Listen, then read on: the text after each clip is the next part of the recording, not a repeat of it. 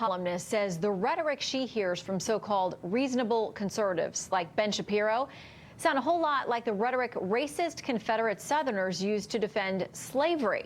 We're going to dig into this story and debate it with the host of Left Coast News, Ethan Behrman, and Fox News contributor, First Baptist Church of Dallas, Pastor Dr. Robert Jeffress. Thank you both for joining us, gentlemen.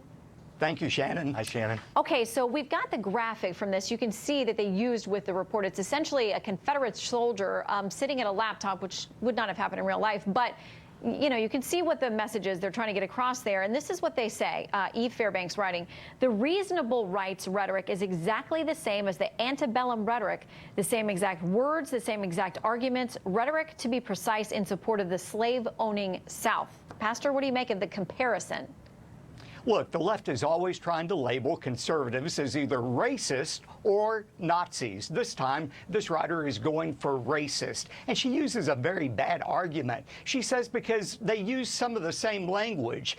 Conservatives say they're a minority. Confederates said they're a minority. They must be the same. Shannon, that's like saying because the majority of racists eat breakfast and the majority of conservatives eat breakfast, that means conservatives are racist. I mean, this is nothing but a thinly veiled attempt to shame, to silence conservatives from speaking lest they be labeled with this despicable title. And if this doesn't work, watch out for the swastikas. Well, Ethan, she uses a lot of people's names you'd recognize, including Ben Shapiro, who often somehow gets lumped in with white supremacists, even though he is a Jewish, Orthodox Jewish man who has been threatened by white supremacists. But he tweets this in response to the article. He says, so according to this opinion columnist at the Washington Post, conservatives calling for people to have reasonable conversation is just like slaveholders calling for people to have reasonable conversation. How morally shoddy, ridiculous, and stupid.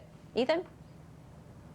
Well, I'm concerned, though, that we have a group of conservatives right now who are always making excuses for rhetoric coming from the president when he says things like send her back, which we all know is based in racism. So let's not give aid and comfort when we know people are wrong. Let's not try and cover for white supremacists and try and minimize it in any way, shape, or form. I think it is imperative for my good conservative friends, for my good Christian friends, to not provide space for that. Let's condemn it where it happens, and let's call it for what it is, and then we can minimize this, and then we don't look for articles like that in the Washington Post. I don't believe that most of my conservative friends are racists or like the Southerners before the Civil War, but let's stop it in its tracks and not give it space to breathe. Okay, very quickly, I want to get you both to weigh in on this. The DNC has now passed this resolution regarding religiously unaffiliated people, but this is what they say. They say, those most loudly claiming that morals, values, and patriotism must be defined by their particular religious views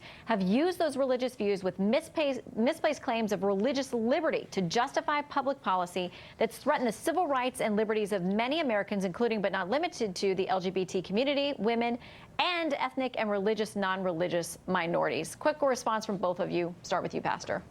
Look, I'm glad the Democrats are being honest about whom they appeal to. They're going to quit trying to appeal to traditional faith people, and they're going after the religiously unaffiliated, which is code for people who have left traditional faith, they've left the traditional God of the Bible, and they've created their own faith and their own God. I think this is a great demographic for the Democrats, the godless and the faithless.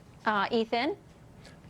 Well, Pastor, you and I both read the same Bible, and I'm impressed upon that we need to refocus on grace, acceptance, and love, and not be using it to bludgeon those with whom we disagree. So let's focus on what God teaches us in that Bible and accept and love more and lead with that example, and maybe we'll have more full churches in the future, too. Well, ours is full, and we'll sure keep preaching that message that makes it full. I think that we can all agree that we all need more grace in this day and age. All three of us and beyond can agree on that. So thank you both, Ethan and Pastor. Great to have you both. Thank you, Shannon. Thank you. All right.